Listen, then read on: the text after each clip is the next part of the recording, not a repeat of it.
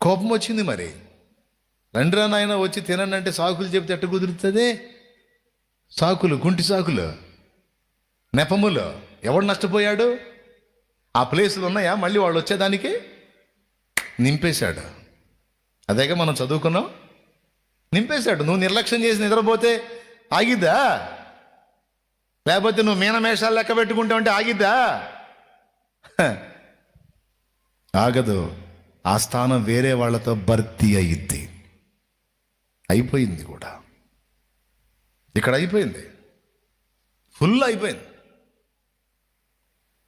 ఇంకెవడన్నా వచ్చినా ఖాళీ లేదు పో బాబు అంటాడు. కాదండి మమ్మల్ని ఎందుకు పిలిచారండి, కార్డు ఇచ్చారండి, కార్డు ఇచ్చినా లేదురా బాబు, మరి పిలిచినప్పుడు రావాలిరా, అయిపోయి డోర్ క్లోజ్ అయిపోయి బయట గేట్ వేసాం, లోపల విందు జరుగుతుంది, ఇంకా లేదు పో. ఇది మాకు అవమానం, పోయి వాగులో పడిపో. అవమానం అంట నీ పిండాకుడు. ఎవడు చెప్పాడు? రమ్మన్నప్పుడు రావాలి. మమ్మల్ని ఎందుకు పిలిచాడు? పిలిచాడు. పిలిచినప్పుడు, పిలిచిన టైంలో నువ్వు పరిగెత్తి రావాలి. అంతేగాని నీ మనసుకు తోచినప్పుడు నన్ను పిలిచాడు కదా అని వస్తే తలుపులు క్లోజ్ అవుతాయి నాన్న.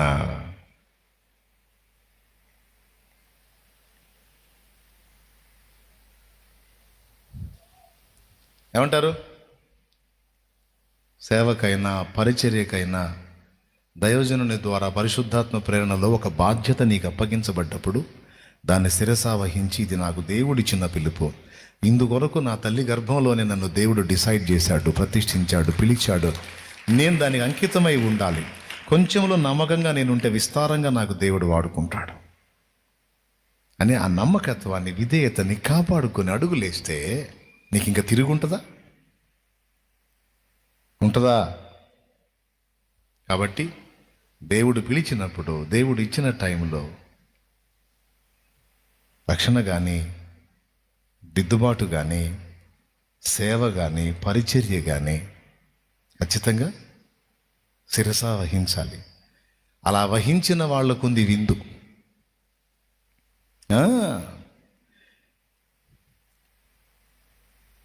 వాళ్ళకుంది యేసయ్య పొందో, వాళ్ళకుంది విందు. నిద్రమొహం వేసుకొని ఓ అంటే కాదు. నీ పరిచర్యను తుదముట్టించుటే నా నియమమాయనే, నీ సన్నిధిలో నీ పొందుకోరి నీ స్నేహితుడానైతిని. నీ పరిచర్యను తుదముట్టించుటే నా నియమమాయనే, నీ సన్నిధిలో నీ పొందుకోరి నీ స్నేహితుడానైతిని. నా ధన్యత, ఓహో నా భాగ్యము, ఏమని వివరింతును, ఏమని వివరింతును. నా ధన్యత, ఓహో నా భాగ్యము, ఏమని వివరింతును, ఏమని వివరింతును. నేనెందుకని నీ సొత్తుగా మారితిని, యేసయ్యా నీ రక్తము చే కడుగబడినందున, నీ అనాది ప్రణాళికలో హర్షించెను నా హృదయ సీమ, నీ అనాది ప్రణాళికలో హర్షించెను నా హృదయ సీమ. Praise the lord, praise the lord, hallelujah. ఎంత సంతోషం! నీ అనాది ప్రణాళిక, ఆహా, నా మీద ఇలా కలిగి ఉన్నావా? ఎంత ధన్యత ఇచ్చావు ప్రభువా నాకు. నీ ప్రణాళికలో నన్ను చూసావా? నీ పని కొరకు నన్ను సిద్ధపరిచావా? అందుకే నాకు ఈ జీవితాన్ని ఇచ్చావా? ఇంకేం కావాలి ప్రభువా? నీ అనాది ప్రణాళికలో హర్షించెను నా హృదయ సీమా. ఆఖరి మాట చెప్పి ప్రార్థన చేస్తా. ఇది అసలైన మాట. ఈ ముందు కూడా ఇంపార్టెంటే, ఇవన్నీ కీలకమైనవే. ఆఖరి మాట చెప్పి ముగిస్తా. మీరు కూడా పాపం చాలాసేపు కూర్చొని ఉన్నారు కదా.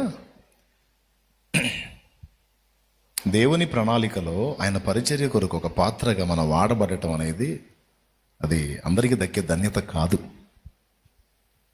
అందరికీ దక్కే ధన్యత కాదు. అందరూ దాన్ని పొందలేరు. పిలువబడిన వారు అనేకులు, ఏర్పరచబడిన వారు కొందరే అన్నమాట గుర్తుందా? కొందరే ఉంటారు. అందులో నువ్వు ఉండాలని నా బాధ, నువ్వు ఉండాలని నా ఆశ. రైట్. 4వ మాట, ఎందుకు పిలిచాడంటే విందుకు పిలిచాడు. గుర్తుపెట్టుకోండి, ఎందుకు పిలిచాడు పెద్దగా. రైట్. విందు అంటే భోజనం, ఆహారం. దేవుడు, సేవకులు కూడా వినండి నాన్న, ఇది మీకు ఉపయోగపడిద్ది. దేవుడు ఏం చేస్తాడంటే మనల్ని ఆయన చేతిలో గండ్రగొడ్డల్లాగా శత్రువు మీద మనల్ని ప్రయోగించడానికి ఒక ఆయుధంగా మనల్ని వాడాలనుకున్నప్పుడు మనల్ని పిలుస్తాడు. ముందే పిలుస్తాడు, పిలుస్తూ ఉంటాడు తరచుగా. ఎందుకు ప్రభువా పొద్దస్తమానం నన్ను పిలుస్తున్నావు అంటే, రా రా రా కూర్చో, నా దగ్గర కూర్చో అంటుంటాడు. ఎందుకయ్యా కూర్చోవాలంటే, రావాయ్ కూర్చో. ఏంది ప్రభా, నాకు చాలా పనులు ఉన్నాయి కదా. కూర్చో, కూర్చొని వాక్యమును తిను, నా మాటలను భుజించు. ఇది నీకు టైం. తర్వాత నువ్వు బిజీ అవుతావు. తర్వాత నిన్ను బిజీ చేస్తాను నేను. తర్వాత నువ్వు తినలేవు, అరాకొరా దొరికింది నీకు. అందుకని నీవు ఆ ఒత్తిడిలోనికి వెళ్ళక మునుపే ఇదిగో నా యొద్దకు వచ్చి నేను నీకు ఇచ్చేటువంటి ఆత్మీయ ఆహారమును సమృద్ధిగా భుజించో, తీసుకో, నన్ను తిను అని వాక్యం పిలుస్తుంది. నన్ను తినని యేసు పిలుస్తాడు. నన్ను అనుభవించో, నాతో సహవసించో, నాతో సమయం గడుపు, అవసరం అని పిలుస్తాడు తమ్ముడు. దేవుడు నీకు ఇప్పుడు అనుకూలమైన టైం ఇచ్చాడు.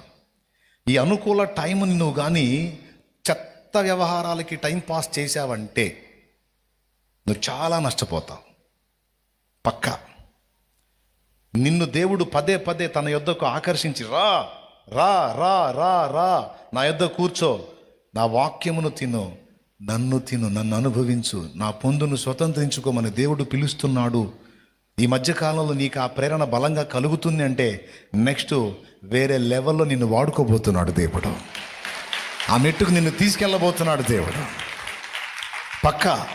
అలా దేవుడు చేయడానికి పూనుకున్నప్పుడు తరచుగా నిన్ను ఆకర్షిస్తూ ఉంటాడు. ఇక నీకు ఎవరితో గడబుద్ధి కాదు, ఎవరితో ఉండబుద్ధి కాదు, ఏమి ఇక వేరేదేది పట్టదు. ఆయన సన్నిధికి ఆకర్షించబడతా ఉంటాం. ఇదొక గుర్తు నీకు. అంటే నింపుతూ ఉంటాడు. ఆయనతో మాట్లాడాలనిపిస్తుంది, వాక్యం ధ్యానించాలనిపిస్తుంది. పదే పదే ఎవరితో మాట్లాడబుద్ధి కాదు. టైం దొరికితే ఆయనతో గడపాలి, ఆయనతో గడపాలి, ఆయనతో గడపాలి. ఇది ఒక పిచ్చిగా మారిపోద్ది. అలా నీకు అనిపిస్తుంది అంటే నిన్ను కక్కులు పెట్టబడిన నూర్పిడి మ్రానుగా ఆయన నిన్ను డిసైడ్ చేశాడు, నిన్ను రెడీ చేస్తున్నాడు అని అర్థం. అలా చేయి